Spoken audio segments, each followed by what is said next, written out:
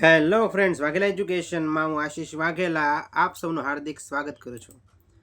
મિત્રો, તક તો સાવ મફતમાં મળે છે. તક તો સાવ મફતમાં મળે છે, પરંતુ જો ચૂકી ગયા ને તો ખૂબ જ મોંઘી પડે છે. તો ચાલો મિત્રો, આજે શરૂઆત કરીએ. આજે આપણે જોવાનું છે મિત્રો current affairs, most important current affairs હોય આને પહોંચી ગયા છીએ આપણે ભાગ નંબર 19. બેલીફની મુખ્ય પરીક્ષા માટે તમને ખૂબ જ આ કરંટ અફેર્સ કામ આવશે. એ પહેલાં મિત્રો, વાઘેલા એજ્યુકેશન ચેનલ તમે સબસ્ક્રાઈબ ન કરી હોય તો ખાસ કરી લેજો અને આપણી ટેલિગ્રામ ચેનલની અંદર જોઈન થઈ જજો. ડિસ્ક્રિપ્શનની અંદર લિંક મળી જશે. તો જોઈએ મિત્રો, પહેલો પ્રશ્ન પહોંચી ગયા છીએ આપણે. હાલમાં સુવિધા 2.0 મોબાઈલ એપ કોણે લોન્ચ કરી? તો મોબાઈલ એપ લોન્ચ કરી છે સુવિધા 2.0. ચૂંટણી પંચે આ મોબાઈલ એપ્લિકેશન છે લોન્ચ કરી છે સુવિધા 2.0. અને મિત્રો, હાલના ભારતના ચૂંટણી કમિશનર છે કોણ છે? રાજીવ કુમાર છે. કોણ છે? રાજીવ કુમાર છે. અને મિત્રો, ગમે ત્યારે તમારે કરંટ પદાધિકારી તમારે ગોતવા હોય તો હું તમને એક શોર્ટકટ આપું છું. શોર્ટકટ, કોઈ પણ જાતનું તમારે જીકે રિલેટેડ માહિતી જોતી હોય, બરાબર છે, તો તમારે એ સર્ચ કરવા માટે ગૂગલની અંદર જ્યારે તમે એને સર્ચ કરો અથવા તો તમે શું કરો, ફાઇન્ડ કરો, ત્યારે તમારે વિકીપીડિયા એવું લખવાનું. શું લખવાનું છે? ખાલી એટલું જ લખો, વિકી. એટલું લખશો ને એટલે વિકીપીડિયા આવશે. વિકીપીડિયાની અંદર માહિતી બધી સાચી હોય છે અને કરંટ ફેક્ટ બેઝ હોય છે, બરાબર છે.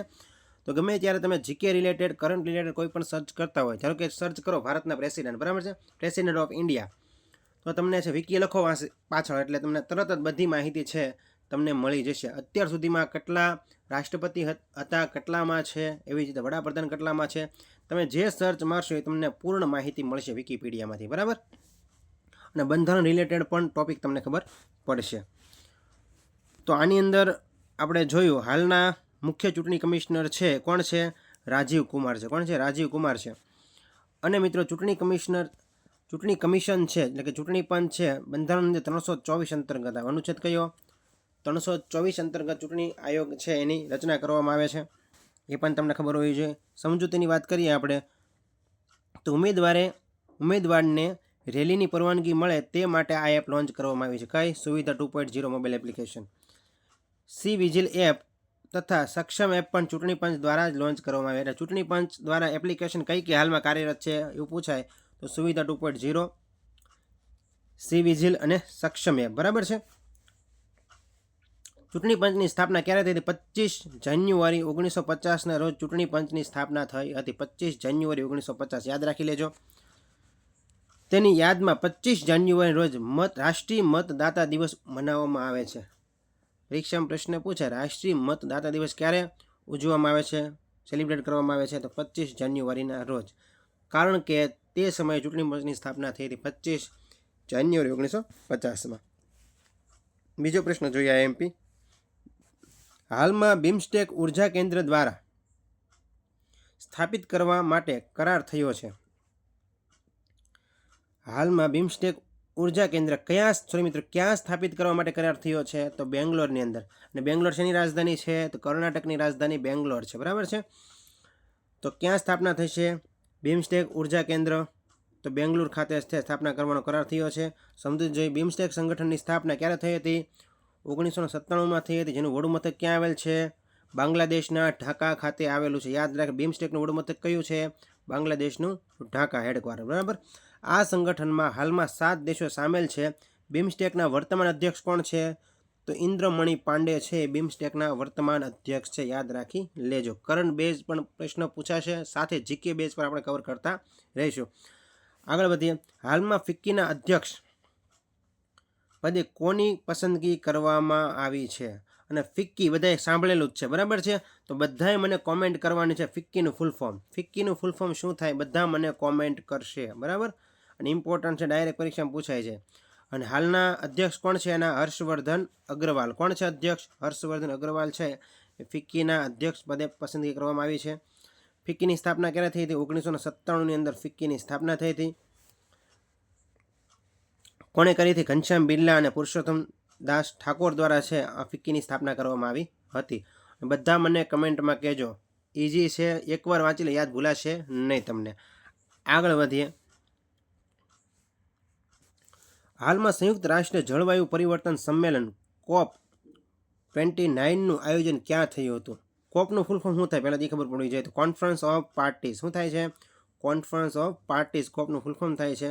અને COP29નું આયોજન છે કઈ જગ્યાએ થયું હતું? અને આ કોપ છે એને રિલેટેડ છે સંયુક્ત રાષ્ટ્ર જળવાયુ પરિવર્તન સંમેલન કોપ, બરાબર.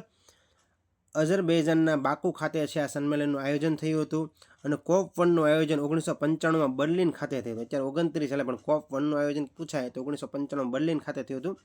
COP29 2024ની થીમ હતી હરિત વિશ્વ માટે એકતા. હરિત વિશ્વ માટે એકતા છે COP29ની થીમ હતી. ક્યાં? અઝરબૈજાનના બાકુ ખાતે છે આયોજન થયું હતું આ સંમેલનનું. હાલમાં રાષ્ટ્રીય શિક્ષા દિવસ 2024 ક્યારે ઉજવવામાં આવ્યો? તો 11 નવેમ્બર. અને મિત્રો આપણને ખબર છે 5 સપ્ટેમ્બર છે રાષ્ટ્રીય શિક્ષક દિવસ તરીકે ઉજવીએ છીએ. ભારતના મિત્રો બીજા રાષ્ટ્રપતિ અને પ્રથમ ઉપરાષ્ટ્રપતિ એવા કોણ? રાધાકૃષ્ણ સર્વપલ્લીની યાદમાં. અને મિત્રો 11 નવેમ્બરે આપણે શિક્ષા દિવસ તરીકે ઉજવીએ છીએ, એટલે કે શિક્ષણ દિવસ. ઓલો શિક્ષક દિવસ ના શિક્ષણ દિવસ લખી દઉં છું, શિક્ષણ દિવસ, બરાબર છે. અથવા શિક્ષા દિવસ અથવા શિક્ષણ દિવસ યાદ રાખી લેજો. કોની યાદમાં ઉજવવામાં આવે 11 નવેમ્બર? તો મૌલાના અબ્દુલ કલામ આઝાદની જન્મ જયંતિ. ઘણી બુકમાં અબુલ કલામ પણ લખેલું હોય છે, બરાબર. મૌલાના, ટૂંકમાં એટલું યાદ, મૌલાના અબ્દુલ કલામ મિત્રો અલગ અને મૌલાના અબુલ કલામ આઝાદની જન્મ જયંતિ નિમિત્તે દર વર્ષે 11 નવેમ્બરના રોજ રાષ્ટ્રીય શિક્ષા દિવસ ઉજવવામાં આવે છે. મૌલાના અબ્દુલ કલામ આઝાદ સ્વતંત્ર ભારતના પ્રથમ શિક્ષણ મંત્રી હતા. કોણ હતા? સ્વતંત્ર ભારતના શિક્ષણ મંત્રી હતા, યાદ રાખી લેજો. આગળ વધીએ એના પછીના પ્રશ્નની વાત કરીએ. વર્ષ 2023ની વિપો એટલે કે વર્લ્ડ ઇન્ટેલેક્ચુઅલ પ્રોપર્ટી ઓર્ગેનાઇઝેશન, વિપો world intellectual property organization global patent ફાઇલિંગમાં વૈશ્વિક સ્તરે ભારતને કેટલામું સ્થાન મળ્યું છે? કેટલામું સ્થાન મળ્યું છે? એમાં 6ઠું સ્થાન મળ્યું છે. ગ્લોબલ પેટન્ટ ફાઇલિંગમાં વિશ્વ સ્તરે ભારતનું સ્થાન 6ઠું છે. સમજી જોઈએ. વિપોની સ્થાપના છે, અને વિપો એટલે શું મિત્રો? વર્લ્ડ ઇન્ટેલેક્ચુઅલ પ્રોપર્ટી ઓર્ગેનાઇઝેશન સ્થાપના 1967માં થઈ હતી. 1967 યાદ આવે એટલે આપણને તરત યાદ આવે જ્ઞાનપીઠ પુરસ્કાર ઉમાશંકર જોશીને મળ્યો હતો, બરાબર છે. આ થઈ હતી. અને વિપોની સ્થાપના ત્યારે થઈ હતી, જેનું વડું મથક સ્વિટ્ઝરલેન્ડના જીનીવામાં આવેલું છે. મોસ્ટ ઓફલી તમે જોશો ને તો વડું મથક બધાને ક્યાં છે? સ્વિટ્ઝરલેન્ડના જીનીવામાં છે, બરાબર. આ રિપોર્ટમાં પ્રથમ ક્રમે કોણ છે? ચીન છે. વિપોના ટ્રેડમાર્કમાં રેન્કમાં ભારત 4થા ક્રમે છે.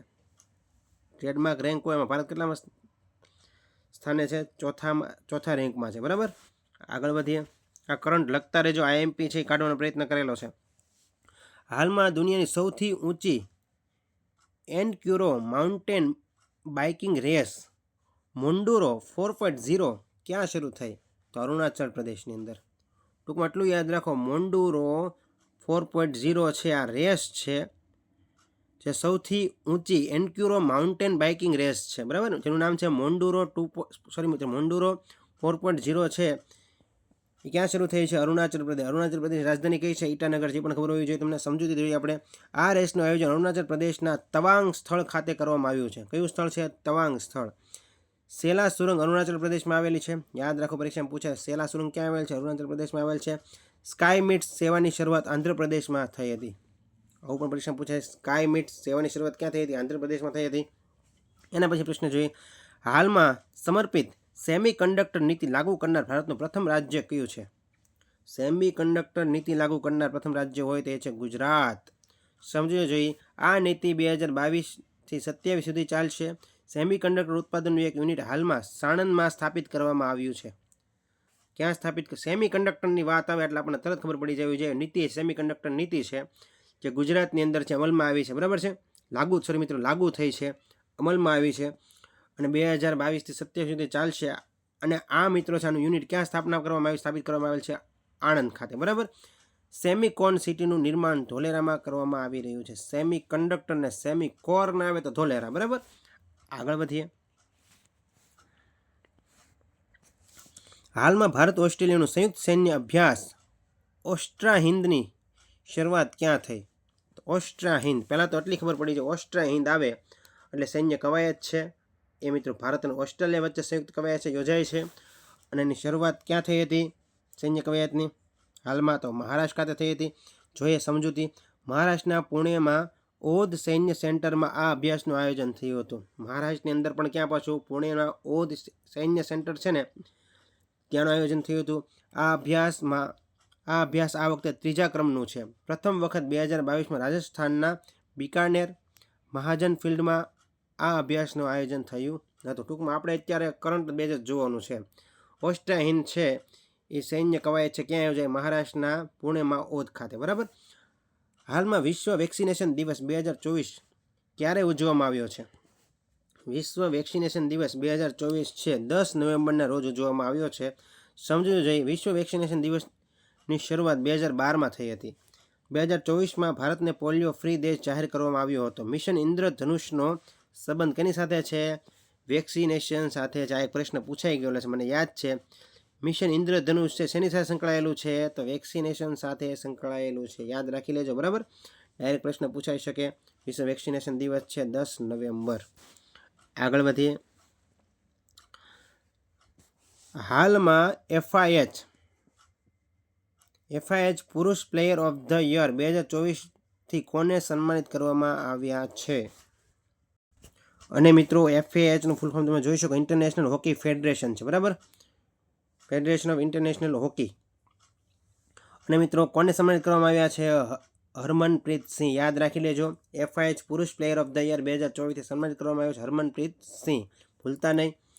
અને મિત્રો ઇન્ટરનેશનલ હોકી ફેડરેશનની સ્થાપના છે 1924માં થઈ હતી, જેનું વડું મથક આવેલ છે સ્વિટ્ઝરલેન્ડના લુસાને ખાતે. મિત્રો સ્વિટ્ઝરલેન્ડનું લુસાને. જો સ્વિટ્ઝરલેન્ડનું એક જીનીવા આવ્યું હતું હમણાં, હવે આવ્યું છે લુસાને. તો ઇન્ટરનેશનલ હોકી ફેડરેશન 1924માં સ્થાપના, વડું મથક સ્વિટ્ઝરલેન્ડના લુસાને ખાતે. FIH મહિલા પ્લેયર ઓફ ધ યર 2024નો એવોર્ડ છે નેધરલેન્ડની હોકી ખેલાડી પીબી જેન્સનને મળ્યો છે. આ યાદ રાખી લેજો, પીબી જેન્સન. આપણે પ્લેયર ઓફ ધ યર કોણ બન્યું છે? હરમનપ્રીત. બરાબર છે. અને મહિલાની વાત કરીએ તો નેધરલેન્ડની મહિલા છે પીબી જેન્સનને મળ્યો છે પ્લેયર ઓફ ધ યર 2024નો ખિતાબ. બરાબર. FIH ગોલકીપર ઓફ ધ યરનો એવોર્ડ, ગોલકીપર ઓફ ધ યરનો એવોર્ડ ભારતના ગોલકીપર PR શ્રીજેશને મળ્યો છે. ટૂંકમાં તમને ડાયરેક્ટ પરીક્ષામાં એવું પૂછાય PR શ્રીજેશ છે કઈ રમત સાથે સંકળાયેલ છે? તો કે હોકી સાથે. હરમનપ્રીત સિંહ છે કઈ રમત સાથે સંકળાયેલ છે? હોકી સાથે. બરાબર. યાદ રાખી લેજો. આગળ વધીએ. એના પછીનો પ્રશ્ન જોઈએ. હાલમાં QS એશિયન રેન્કિંગ 2025માં કઈ ભારતીય સંસ્થા શીર્ષ સ્થાન પર છે? તો IIT દિલ્હી એશિયામાં 44માં ક્રમે છે. બરાબર છે. ભારતની વાત છે. QS એશિયન રેન્કિંગ આપ્યો છે 2025ની અંદર. એમાં કઈ ભારતની સંસ્થા શીર્ષ સ્થાન પર છે? તો IIT દિલ્હી. યાદ રાખી લેજો. એશિયાની અંદર પાછો ક્રમ કેટલામાં આવે છે? 44માં આવે. સમજવી જોઈએ. આ લિસ્ટમાં પ્રથમ સ્થાન પર ચીનની પેકિંગ યુનિવર્સિટી છે. QS વર્લ્ડ યુનિવર્સિટી રેન્કિંગ 2024માં Massachusetts institute of technology university પ્રથમ સ્થાન પર છે.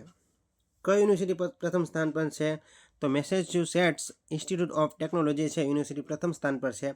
આ યુનિવર્સિટી રેન્કિંગમાં 118માં ક્રમે ભારતની IIT બોમ્બે યુનિવર્સિટી છે. ટૂંકમાં આપણે આટલું યાદ કેટલું રાખવાનું છે? QS એશિયન રેન્કિંગ એમાં ભારતની કોઈ પણ ટોચ પર સંસ્થા હોય કઈ છે? IIT દિલ્હી છે. એશિયાની અંદર 44માં ક્રમે છે. એટલું યાદ રાખો ખાલી. બરાબર. એના પછી વાત કરીએ. હાલમાં રોહિણી નૈયર એવોર્ડ 2024 કોને એનાયત કરવામાં આવ્યો? રોહિણી નૈયર એવોર્ડ 2024 છે અનિલ પ્રધાનને છે આપવામાં આવેલો છે. અનિલ પ્રધાન ઓડિશાના રહેવાસી છે. તેઓ ઓડિશામાં સોશિયલ વર્કર છે. જો ઘણી વખત આપણે એવોર્ડનું નામ સાંભળ્યું ન હોય, યાદ રાખી લેજો. રોહિણી નૈયર એવોર્ડ 2024 અનિલ પ્રધાન. બરાબર. આગળ વધીએ.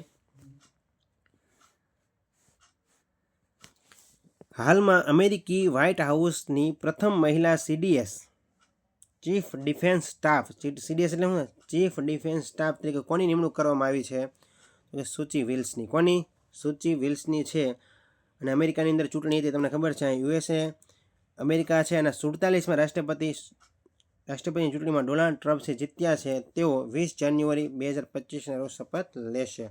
અને CDS તરીકે કોની નિમણૂક કરવામાં આવી છે? સુચિ વિલ્સની. ખાસ યાદ રાખી લેજો, સુચિ વિલ્સ.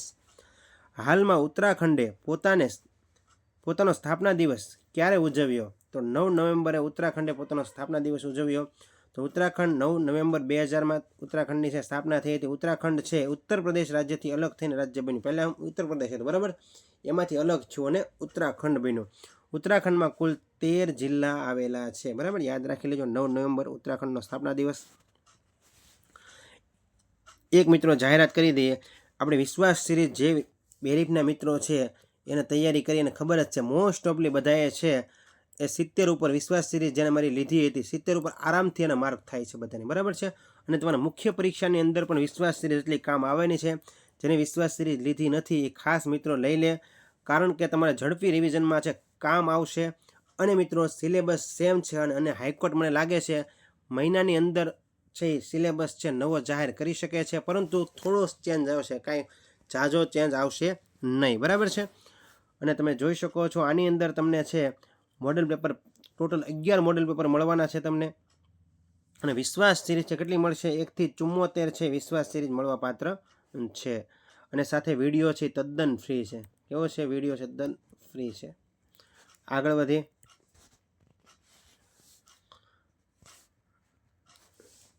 હાલમાં CDS જનરલ અનિલ ચૌહાણે બીજા ભારતીય સૈન્ય વિરાસત મહોત્સવનું ઉદ્ઘાટન ક્યાં કર્યું? CDS કોણ છે? હાલના ચીફ ડિફેન્સ સ્ટાફ ભારતના છે અનિલ ચૌહાણે બીજા સૈન્ય વિરાસત મહોત્સવનું ઉદ્ઘાટન ક્યાં કર્યું છે? તો નવી દિલ્હી ખાતે કર્યું છે. ક્યાં કર્યું? નવી દિલ્હી ખાતે. સમજૂતી જોઈએ આપણે, મોસ્ટ ઇમ્પોર્ટન્ટ આ સમજૂતી છે, ગોખી જ નાખજો બરાબર, ભૂલવું જ ન જોઈએ. આ મહોત્સવમાં ભારતીય નેવીના ચીફ કોણ છે? દિનેશ ત્રિપાઠી. ભારતીય આર્મીના ચીફ ઉપેન્દ્ર ત્રિવેદી. જે મિત્રો ત્રિવેદીની દ્વિવેદી આવશે, ત્રિવેદી નથી, શું છે મિત્રો? દ્વિવેદી છે, ઉપેન્દ્ર દ્વિવેદી. ભારતીય વાયુસેનાના ચીફ અમરપ્રીત ઉપસ્થિત રહ્યા હતા. ભારતના પ્રથમ CDS છે જનરલ બિપિન રાવત હતા. પ્રથમ કોણ હતા? જનરલ બિપિન રાવત હતા, યાદ રાખી લેજો. એના પછી પ્રશ્ન જોઈએ આપણે, હાલમાં કયા દેશે પોતાને બીજો પૃથ્વી અવલોકન ઉપગ્રહ જીમસેટ-2નું સફળતાપૂર્વક પરીક્ષણ કર્યું છે? તો કયો દેશ છે જેને પૃથ્વી અવલોકન ઉપગ્રહ જીમસેટ-2, ટૂંકમાં આટલું યાદ રાખો, જીમસેટ-2. જીમ આવે એટલે આપણે ખબર ઝિમ્બાબ્વે એવું કાંઈ આવે બરાબર, એટલે ઝિમ્બાબ્વે છે મિત્રો આ સફળતાપૂર્વક પરીક્ષણ કર્યું છે જીમસેટ-2નું. અને આ મિત્રો છે પૃથ્વીનું અવલોકન માટેનો ઉપગ્રહ છે. સમજવું જોઈએ આ ઉપગ્રહ પૃથ્વી અવલોકન ઉપગ્રહ છે જે ઝિમ્બાબ્વે દેશનો છે, પરંતુ તેનું લોન્ચિંગ રશિયા દ્વારા કરવામાં આવ્યું છે. અંતરિક્ષમાં જનાર પ્રથમ વ્યક્તિ યુરી ગાગરીન છે. જીકેનો પ્રશ્ન થઈ ગયો. પ્રથમ વ્યક્તિ કોણ છે? યુરી ગાગરીન છે, જેઓ 12 એપ્રિલ 1961ના રોજ અંતરિક્ષમાં ગયા હતા. એના પછી પ્રશ્ન જોઈએ આપણે, હાલમાં ઇન્ટરનેશનલ એલાયન્સ એસેમ્બલીના 7મા સત્રની અધ્યક્ષતા કોણે કરી? તો ભારતે કરી છે. ઇન્ટરનેશનલ એલાયન્સ એસેમ્બલીના 7મા સત્રની અધ્યક્ષતા કોણે કરી છે? ભારતે કરી છે, નવી દિલ્હી ખાતે બરાબર. સમજો કોન્ફરન્સ ઓફ પાર્ટીઝ COP21 કે જે 2015માં યોજાયું હતું, ત્યારે આ ઇન્ટરનેશનલ એલાયન્સ એસેમ્બલી લોન્ચ કરવામાં આવ્યું, જેની સ્થાપના ભારત અને ફ્રાન્સ દ્વારા થઈ હતી. ટૂંકમાં ઇન્ટરનેશનલ એલાયન્સ એસેમ્બલી છે, ઇન્ટરનેશનલ એલાયન્સ એસેમ્બલીની સ્થાપના છે ભારત અને ફ્રાન્સ દ્વારા થઈ છે. ટૂંકમાં કહેવા શું માગે છે, જ્યારે મિત્રો આ જે COP છે કોન્ફરન્સ ઓફ પાર્ટીઝ 21 2015માં યોજાયું હતું, ત્યારે ઇન્ટરનેશનલ એલાયન્સ એસેમ્બલી લોન્ચ કરવામાં આવી હતી, જેની સ્થાપના ભારત અને ફ્રાન્સ દ્વારા થઈ હતી. ઇન્ટરનેશનલ એલાયન્સ એસેમ્બલીનું વડું મથક ક્યાં આવેલું છે? હરિયાણાના ગુરુગ્રામ ખાતે આવેલું છે બરાબર છે. બ્રિક્સ 2024નું આયોજન રશિયામાં, મોસ્ટ ઇમ્પોર્ટન્ટ, બ્રિક્સ 2024નું આયોજન ક્યાં થયું હતું મિત્રો? રશિયામાં. શાંઘાઈ કોઓપરેટિવ ઓર્ગેનાઇઝેશન છે એનું આયોજન ક્યાં થયું હતું? કઝાકિસ્તાન ખાતે. અને આસિયાન 2024નું આયોજન લાઓસ ખાતે થયું છે. મોસ્ટ ઇમ્પોર્ટન્ટ છે, લખી રાખજો બરાબર છે. હું કહેતો મોસ્ટ ઇમ્પોર્ટન્ટ એટલે હોય તો જ કહેતો હોય, આવું ડાયરેક્ટ પૂછાય. 2024નું આયોજન ક્યાં થયું હતું? તો રશિયામાં. શાંઘાઈ કોઓપરેટિવ ઓર્ગેનાઇઝેશન આયોજન ક્યાં થયું હતું? કઝાકિસ્તાન ખાતે. અને આસિયાન 2024નું આયોજન ક્યાં થયું હતું? લાઓસ ખાતે થયું હતું બરાબર, યાદ રાખી લેજો. એના પછી પ્રશ્ન જોઈએ આપણે, તાજેતરમાં ઇન્ટરનેશનલ બ્રેઇન રિસર્ચ ઇન્સ્ટિટ્યૂટ એટલે કે IBROના અધ્યક્ષ કોણ બન્યા? તો શુભા તોલે બન્યા. કોણ બન્યા? શુભા તોલે. એના પછીનો પ્રશ્ન જોઈએ આપણે, કોલિન્સ ડિક્શનરીમાં વર્ડ ઓફ ધ યર 2024 તરીકે કયો શબ્દ પસંદ કરવામાં આવ્યો છે? તો બ્રત શબ્દ છે પસંદ કરવામાં આવ્યો છે કોલિંગ ડિક્શનરીમાં વર્ડ ઓફ ધ યર 2024 કયો છે? બ્રત છે. સમજવું જોઈએ. કોલિન્સ ડિક્શનરીનું વડું મથક ગ્લાસ્ગો સ્કોટલેન્ડનો ગ્લાસ્ગો છે અને ખાતે આવેલું છે. ઉપરાંત તેના દ્વારા 2023માં AI એટલે કે આર્ટિફિશિયલ ઇન્ટેલિજન્સ શબ્દને વર્ડ ઓફ ધ યર તરીકે જાહેર પસંદ કરવામાં આવ્યો હતો. 2023માં કયો હતો? તો AI આર્ટિફિશિયલ ઇન્ટેલિજન્સ. અને 2024માં કયું છે? બ્રત. શું છે? બ્રત. બરાબર. એના પછી હાલમાં દુનિયાનો સૌથી નાની ઉંમરનો ચેસ ખેલાડી કોણ બન્યો છે? અને મિત્રો આ FID છે,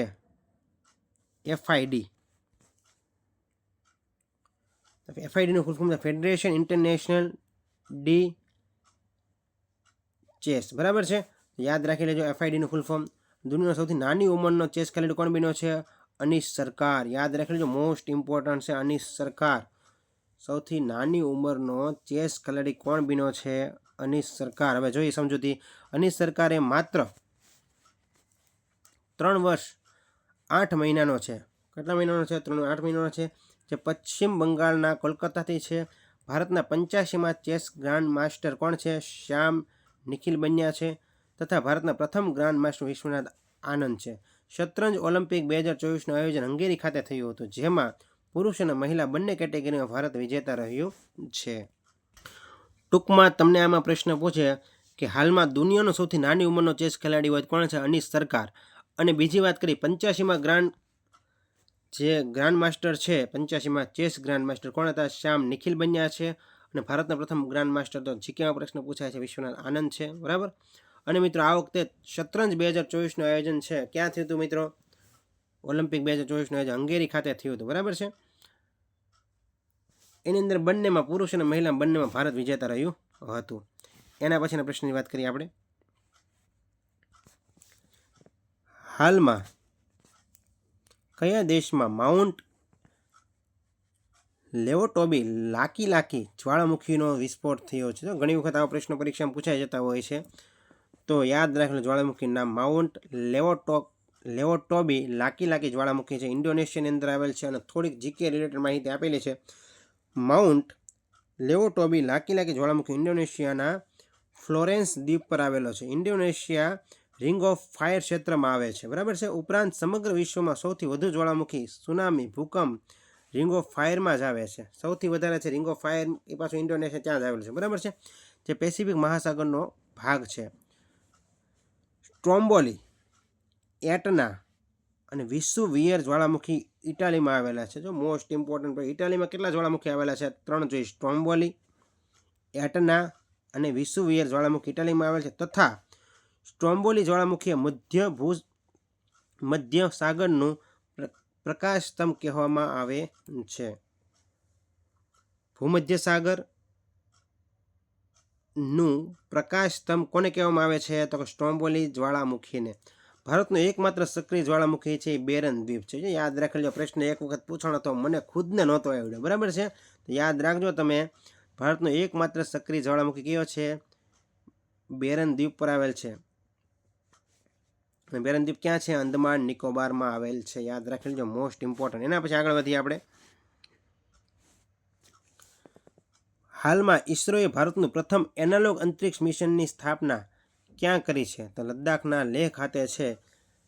ઈસરોએ ભારતનું પ્રથમ એનાલોગ અંતરિક્ષ મિશનની સ્થાપના કરી છે. સમજવું જોઈએ. આ મિશન અંતર્ગત અંતરિક્ષ યાત્રીઓએ અંતરિક્ષ જેવું વાતાવરણ અપાશે, જેથી તેઓને અંતરિક્ષમાં જાય ત્યારે ત્યાંની ભૌતિક સ્થિતિ સાથે અનુકૂળતા મળી રહે. ઈસરોની સ્થાપના ક્યારે થઈ હતી? 1969માં થઈ હતી. DRDOની સ્થાપના 1958માં થઈ હતી. વડું મથક ક્યાં આવેલ છે ઈસરોનું? વડું મથક બેંગ્લોર ખાતે આવેલું છે, કર્ણાટકના બેંગ્લોર ખાતે. હાલમાં આંતરરાષ્ટ્રીય બાયોસ્ફિયર રિઝર્વ દિવસ ક્યારે મનાવવામાં આવ્યો? આંતરરાષ્ટ્રીય બાયોસ્ફિયર રિઝર્વ દિવસ 3 નવેમ્બર. સમજવું જોઈએ. આ દિવસ મનાવવાની શરૂઆત 2021થી થઈ છે. ભારતનું પ્રથમ બાયોસ્ફિયર રિઝર્વ નીલગિરી છે. મોસ્ટ ઇમ્પોર્ટન્ટ પ્રશ્ન. ભારતનું પ્રથમ બાયોસ્ફિયર રિઝર્વ કયું છે? નીલગિરી છે, જે 1986માં જાહેર થયું હતું. ઉપરાંત તે તમિલનાડુ, કેરળ અને કર્ણાટકમાં આવેલું છે. તો 3 રાજ્યમાં ફેલાયેલું છે આ નીલગિરી. બરાબર છે. પ્રથમ બાયોસ્ફિયર રિઝર્વ છે નીલગિરી, તમિલનાડુ, કેરળ અને કર્ણાટક. તમિલનાડુની રાજધાની ક્યાં? ચેન્નઈ. કેરળની ક્યાં? તો કઈ આવશે? તિરુવનંતપુરમ. કર્ણાટકની ક્યાં? તો બેંગ્લોર. હાલમાં ભારતનું કુલ 18 બાયોસ્ફિયર રિઝર્વ આવેલા છે, જેમાંથી 12ને યુનેસ્કોની યાદીમાં સ્થાન મળેલ છે.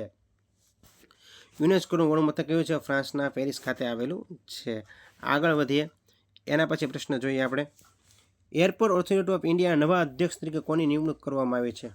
તે એરપોર્ટ ઓથોરિટી ઓફ ઇન્ડિયા નવા અધ્યક્ષ તરીકે કોની નિયુક્તિ કરવામાં આવી છે? બિપિન કુમારની. કોની? બિપિન કુમાર.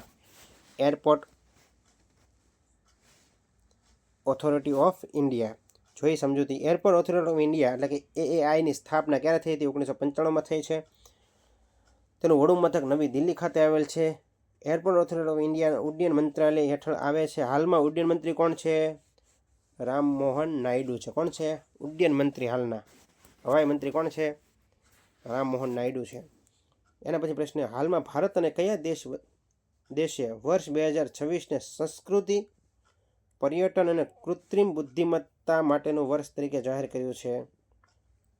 ભારત સાથે એક દેશે છે એને એવું જાહેર કર્યું છે. એ દેશ કયો છે? તો એ દેશ છે સ્પેન છે. અને સ્પેનની રાજધાની કઈ છે? મેડ્રિડ છે. કઈ છે? મેડ્રિડ. અને તમને કંઈક ઓલું બીજું યાદ આવ્યું છે પેન વાળું, ખબર છે? મેં તમને કીધું હતું કોપેનહેગન, યાદ છે? તો એ કોપેનહેગનની રાજધાની છે. તો ડેનમાર્કની છે. કેની છે? ડેનમાર્ક.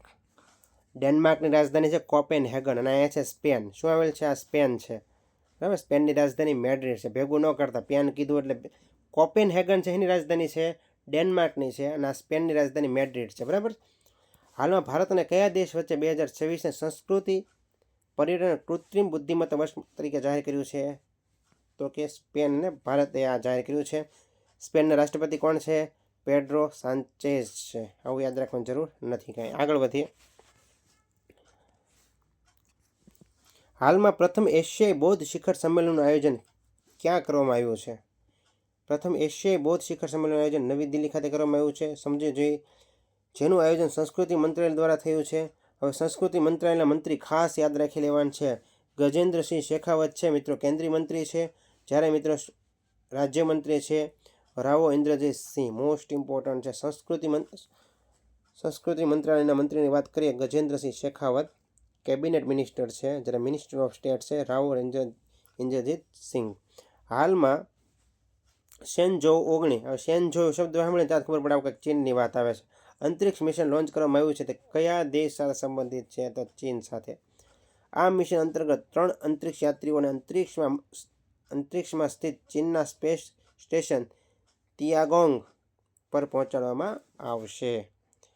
એના પછી પ્રશ્ન જોઈએ આપણે. હાલમાં ભારતીય સેનાએ કયા દેશ સાથે સંયુક્ત કવાયત ગરુડ શક્તિ 2024નું આયોજન કર્યું છે? તો ઇન્ડોનેશિયા. ભારત અને ઇન્ડોનેશિયા વચ્ચે છે આ ગરુડ શક્તિ 2024નું આયોજન થાય છે. સમજૂતી જોઈએ આપણે. ઇન્ડોનેશિયન રાજધાની જકાર્તા ખાતે 9મા ક્રમની આ કવાયત યોજાઈ રહી છે. જકાર્તા 2050 સુધીમાં સંપૂર્ણપણે સમુદ્રમાં ડૂબી જશે, જેથી ઇન્ડોનેશિયા હાલ પોતાની રાજધાની જકાર્તાથી નુસંત્રા ફેરવી રહ્યું છે. ઇન્ડોનેશિયાની રાજધાની જકાર્તાથી ક્યાં આવી જાય? નુસંત્રા. સમુદ્ર શક્તિ અભ્યાસ પણ ભારત અને ઇન્ડોનેશિયા વચ્ચે થાય છે. તો બે વસ્તુ આપણને ખબર પડે, ગરુડ શક્તિ અને સમુદ્ર શક્તિ. આ બંને કોની વચ્ચે થાય છે? ઇન્ડોનેશિયા વચ્ચે થાય છે. ઇન્ડોનેશિયાની રાજધાની જકાર્તા છે. પરંતુ ગરુડ અભ્યાસ, શક્તિ અભ્યાસ, વરુણ અભ્યાસ એ બધું ભારત અને ફ્રાન્સ વચ્ચે થાય. જો કન્ફ્યુઝડ થવાનું નથી. તમને ખાલી એમ કે ગરુડ શક્તિ 2024 તો ભારત અને ઇન્ડોનેશિયા, સમુદ્ર શક્તિ કે તો ભારત અને ઇન્ડોનેશિયા, પરંતુ ગરુડ અભ્યાસ કે તો ભારત અને ફ્રાન્સ, શક્તિ અભ્યાસ કે ભારત અને ફ્રાન્સ, વરુણ અભ્યાસ કે ભારત અને ફ્રાન્સ વચ્ચે. બરાબર. સૌથી વધુ મુસ્લિમ વસ્તી ધરાવતો દેશ ઇન્ડોનેશિયા છે.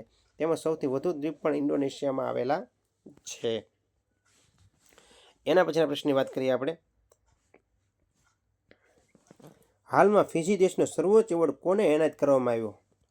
ફિજી દેશનો સર્વોચ્ચ એવોર્ડ શ્રી રવિશંકરજીને એનાયત કરવામાં આવેલ છે. અને જેઓ છે આર્ટ ઓફ લિવિંગના સંસ્થાપક છે અને તેઓને શાંતિ અને એકતાની સ્થાપના કરવા બદલ છે આ એવોર્ડ આપવામાં આવેલ છે. ફિજી દેશનો સર્વોચ્ચ સન્માન.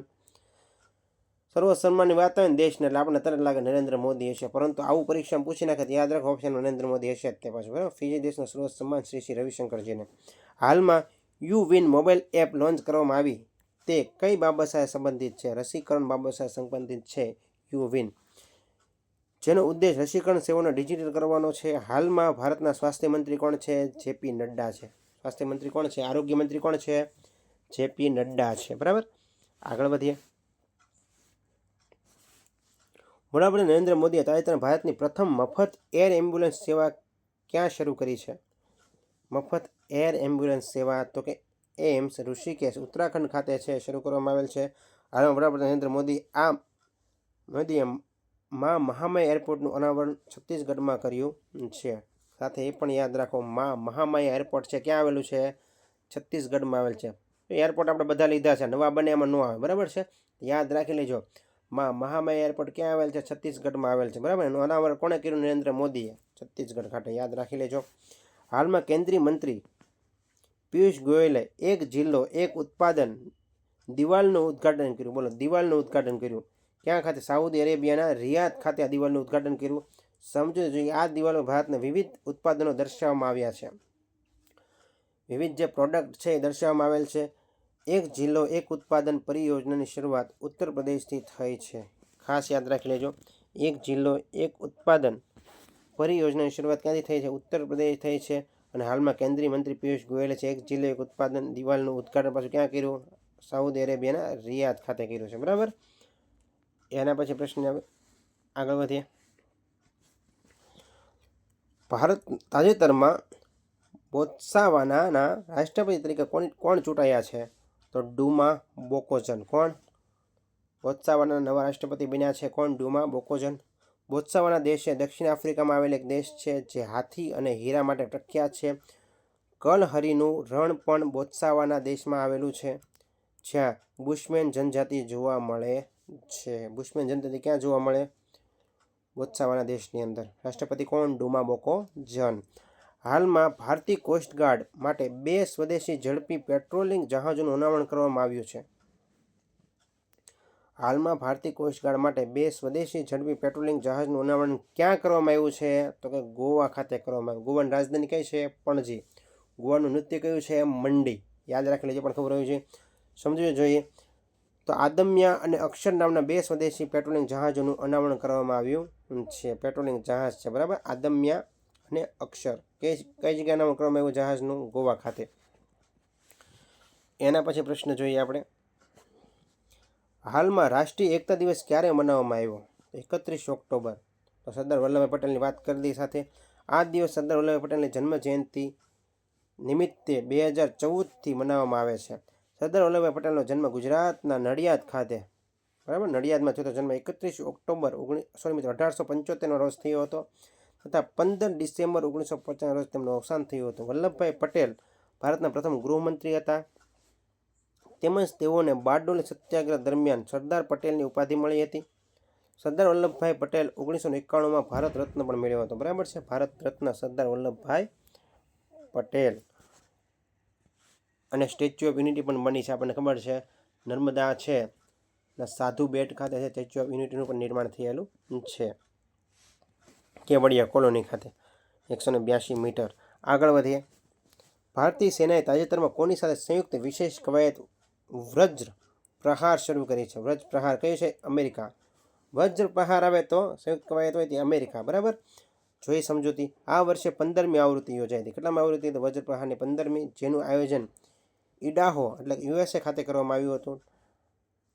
ટાઈગર ટ્રમ્પ યુદ્ધ અભ્યાસ અને કોપ ઇન્ડિયા જેવી કવાયત પણ ભારત અને અમેરિકા વચ્ચે યોજવામાં આવે છે. ટાઈગર ટ્રમ્પ યુદ્ધ અભ્યાસ, ખાલી યુદ્ધ અભ્યાસ, ટાઈગર ટ્રમ્પ અને કોપ ઇન્ડિયા જેવી કવાયત છે ભારત અને અમેરિકા. યાદ રાખવું. ટાઈગર ટ્રમ્પ યુદ્ધ અભ્યાસ ખાલી અને કોપ ઇન્ડિયા ભારત અને અમેરિકા. અને વજ્ર આ તો છે તે વજ્ર પ્રહાર ભારત અને અમેરિકા, બરાબર. એના પછી તાજેતરમાં એશિયા ક્લીન એનર્જી સમિટ 2024 ક્યાં યોજાય છે? Asia clean energy summit 2024 Singapore ખાતે યોજાય છે. સમજૂતી જોઈએ આપણે. આ વર્ષે સમિટની 11મી આવૃત્તિ યોજાય છે. આ સમિટ છે એશિયા ક્લીન એનર્જી સમિટ 11મી આવૃત્તિ હતી, જેનો ઉદ્દેશ ક્લીન એનર્જીને પ્રોત્સાહન કરવાનો છે. મોસ્ટ ઇમ્પોર્ટન્ટ હવે આવે છે G20 સમિટ 2024નું આયોજન છે બ્રાઝિલ ખાતે. G7 સમિટ 2024નું આયોજન ઇટાલી ખાતે થયું છે. કોન્ફરન્સ ઓફ પાર્ટી એટલે COP16નું આયોજન કોલંબિયા ખાતે થયું છે. તો મોસ્ટ ઇમ્પોર્ટન્ટ પ્રશ્નો છે એટલે લાસ્ટમાં કવર કરેલા છે, સાથે લખતા જજો. એના પછીના પ્રશ્નની વાત કરીએ. તાજેતરમાં કઈ મહિલા ફૂટબોલરને બેલોન ડીઓર 2024નો ટોચનો પુરસ્કાર મળ્યો છે?